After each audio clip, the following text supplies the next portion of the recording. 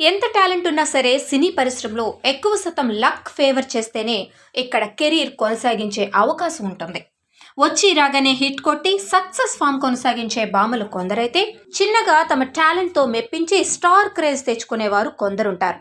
అయితే ఎంట్రీతోనే super hit అందుకుంటున్న heroines ఆ తర్వాత సక్సెస్ మేనియా కొనసాగించడంలో తడబడతారు. అయితే లేటెస్ట్ గా ఓ హీరోయిన్ మాత్రం తెలుగులో ఎంట్రీ ఇస్తూనే ఓ సూపర్ హిట్ కొట్టగా, రీసెంట్ గా రిలీజ్ అయిన తన సెకండ్ సినిమాతో కూడా మరో సక్సెస్ అందుకుంది. ఇంతకీ ఎవరా హీరోయిన్ అంటే సీతా మహాలక్ష్మి.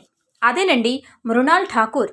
బాలీవుడ్ సీరియల్స్ తో కెరీర్ మొదలుపెట్టి అక్కడ సత్తా చాటి ఆ తర్వాత సినిమా ఛాన్సులు అందుకున్న అమ్మడు సీతారామం సినిమాతో బ్లాక్ బస్టర్ హిట్ అందుకుంది. ఇక రీసెంట్ గా నేచురల్ స్టార్ నానితో హాయ్ నాన్న సినిమా చేసి మరో హిట్ తన ఖాతాలో వేసుకుంది. 2 బ్యాక్ టు బ్యాక్ హిట్లు పడేసరికి మృణాల్ ఠాకూర్ క్రేజ్ డబుల్ అయింది.